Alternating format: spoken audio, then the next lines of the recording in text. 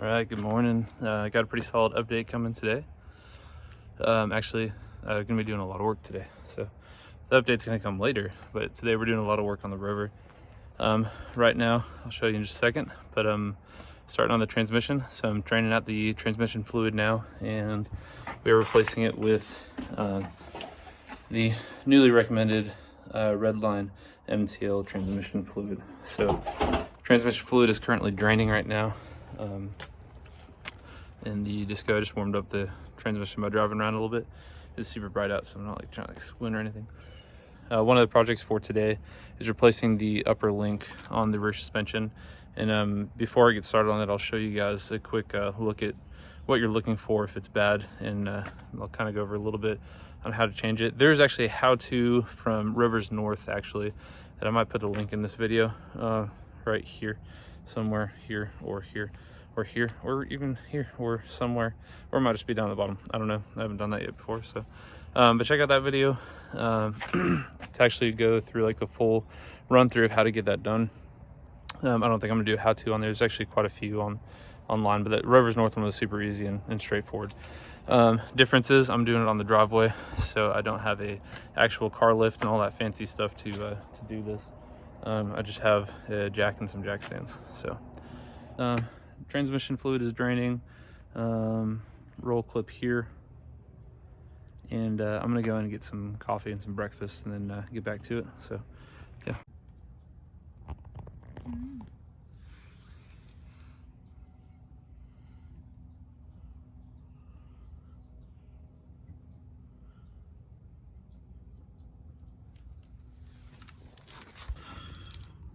All right, so transmission is done draining. Right there-ish, somewhere over here. I think it's like right there. So transmission is done draining. I'm gonna plug that back up, wipe down that cross member, and then I'm gonna go ahead and top it off with the Redline MTL fluid. So. All right, transmission fluid is changed. It was actually a lot less messy than I was anticipating. So now I'm gonna start working on the ball joint and try to pull that off. So I'm gonna get the jack out and the jack stands, get the truck up, and then I'll show you guys what the bad ball joint looks like. All right, so this is the link, and it's right on top of the pumpkin on the rear axle. But if you take it, and I guess I don't have too much tension on it right now, but if you don't have tension on it or you lift it up, you'll be able to actually move this, and the axle will actually shift back and forth, which is what causes the popping noise. So this goes bad. You can see the seal for the grease is gone here. There's supposed to be a casing around that, and then overall it just looks like absolute shit. So when I pull it off, hopefully I'll be able to give you kind of a demonstration. But this is what it looks like, and it keeps the axle from shifting back and forth when you accelerate, and mine's popping, which means that it's loose. So that is that. So I'm gonna lift the truck up and get this taken care of. I pay no mind if you can see it to my sketchy ass lift setup for my truck, but I had to raise it up a little bit more. So I got the ball joint part of it disconnected from the actual axle. Pain in the butt. So the ball joint was actually so loose in here in that mounting bracket or whatever, that as I was trying to spin the nut, the actual whole thing started spinning. So I had to get a ball joint tool, press it up, and then lift the truck up even more to get enough tension on the ball so I can actually pull that out. So that kind of sucked, but it's done. I was getting really worried there that I wasn't going to be able to get it. You actually see right here, I actually got some vice grips on it and clamped it, and it still didn't work. So next up, I'm gonna break those free. Hopefully those will also not be a pain in the butt, but potentially it could be. Exhaust, so that's where my exhaust is right now, and I actually have the full piping of it, and I think it was actually rattling up against here, which was the noise I was hearing. but I'm gonna repipe it back here and then drop it out. But that's where I'm at right now, and hopefully in the next half hour I'll have the new one started in terms of bolting up. Alright, so I'm about halfway done now. I'm at a point where I'm very stuck. So those two bolts here are not coming out. I got the castle nut off, and I got one side of that upper link off. I was able to get that off. Those bolts are just not breaking free, so that's becoming a really big problem. I've been spraying them, hitting them, hit it with some heat, and nothing. So I'm going to keep trying to work at it, see if I can break them free, and then go from there, I guess. So it sucks. It sucks pretty bad. I'm going to talk about what happened yesterday with the truck really quick, because it is the next day, and I don't think I did an update after the whole bolt incident yesterday.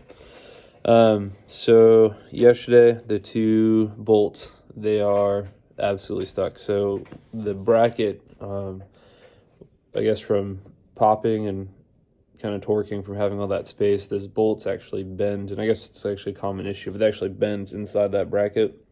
So mine are currently bent, and I can't get the rest of that bolt out of the bracket for the ball joint. So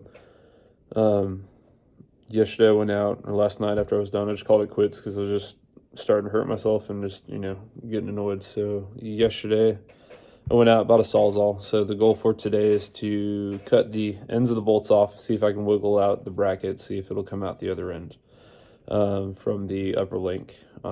If that does not work, then I'm just going to try and cut through where the bolts meet on the upper link and see if I could just hammer out the rest of that bolt after I cut both the head off and the other side. That's kind of the last thing I can do before pulling out the upper link. The only concern that I have is if I do have to pull out the upper link, I do not have the tools for that. I would have to go out and get some new wrenches for pulling out the upper link, and those are gonna be some pretty expensive wrenches, and I've already spent a lot of money trying to get this fixed. So don't necessarily want to try and do that. I'm gonna try and figure it out, but it's kind of a pain in the ass. I was hoping to get a lot more done yesterday, and I didn't get much at all done yesterday except for just the transmission fluid changed and about half of the ball joint removed. So got the Sawzall. I'm gonna go kind of start again today at some point, and then just try and cut that off. I got to get the truck up and running though by tomorrow, because I got to go to work. So hopefully it won't take too long, and hopefully the Sawzall will do its thing. Biggest concern about the Sawzall is trying to get it to fit in where I need to cut it. There's a good chance that I might not be able to get the Sawzall in there, so therefore I would have to go and remove the upper links anyways. So I'm gonna go mess around with that. It's pretty cold outside right now because it's still pretty early, but I'm gonna wait for it to warm up just a hair, and then I'm gonna probably go out. So that's what's going on. Yep. All right, so I'm back out with the Discovery. Got Sawzall ready to go. Got the Harbor Freight special on the Sawzall. So yeah, I'm gonna go and start cutting on the bolt real quick. I'm gonna show you guys where I'm at actually right now. I think I might have done a video about where I'm at, but I'm gonna do another one really quick. So I got like a really bad sun glare right now, but I'm trying to zoom in. There we go. So that is the ball joint right here. Try to get my finger there. These two bolts right here are stuck from hammering the absolute dog piss out of them. The ends here are actually kind of bent now and mushroomed, so I got to cut those off if I'm going to slide the bolts through. However, the bolts are already bent inside of there just from the way that torque's been rocking that piece for so long, because I really don't know how long it's been broken, because I've only had the truck for a little over a month now, almost 2 months, and been like that since I got it. I just took a long time to figure out what it was that was doing it. But the goal right now is to cut the heads of the bolts off here in hopes that this will just slide out that way. If that doesn't work, I'm going to try to cut here where the bracket meets the A-frame, or the suspension linkage. So see how that goes. Alright, so here's where I'm at right now. Just finished going to the store, and I got some more tools. The bolt that goes in through here that mounts to the actual chassis is out. So I was able to actually pull this part of the upper linkage out. This was a pain in the butt, just because the screws or the bolt and nut were so old, and I had to use breaker bar and the giant crescent wrench. So this is out. To show the extent of the damage from sawing from earlier and show where I'm at with that. So this side is almost completely sheared off, or almost cut off. I tried cutting the head off of this, and this is where I ran into the issue on this side, was that the head, I couldn't cut it straight, so some of it's still in there, so that sucks.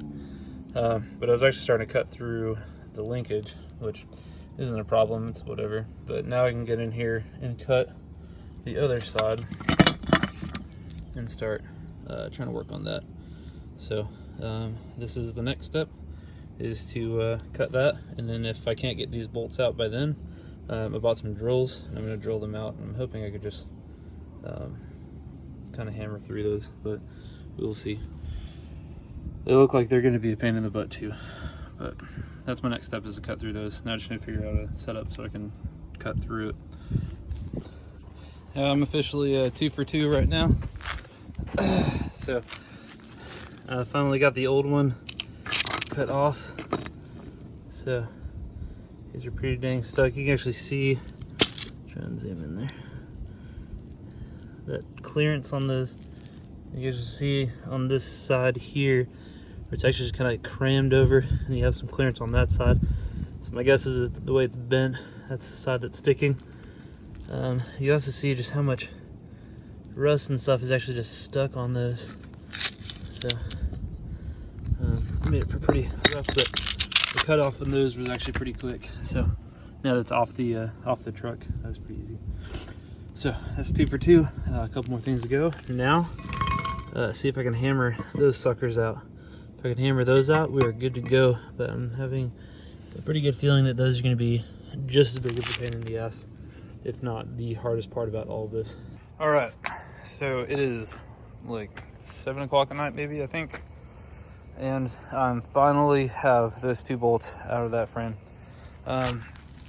Here's the first one. It's a little hot, so had to drill out as much as I could and then hammer it out with a 4-pound hammer and a punch. And this is the other one. I think I might throw a picture in there later when I get a good picture of him, but oh my God, that sucked. So that is ready to go back on now. So I'm gonna get under the truck. I got to put that on first, then I have to line up the ball joint, and then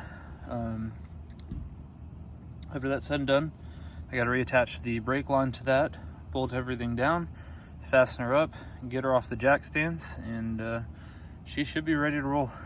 Hopefully this is going to be the easy part. I know this is going to be the hardest part, and I was anticipating the rest to be easy. So I'm going to do that. I'm going to try and get a hustle on that and get it going. I did buy an impact wrench, so hopefully that'll make that a little bit easier.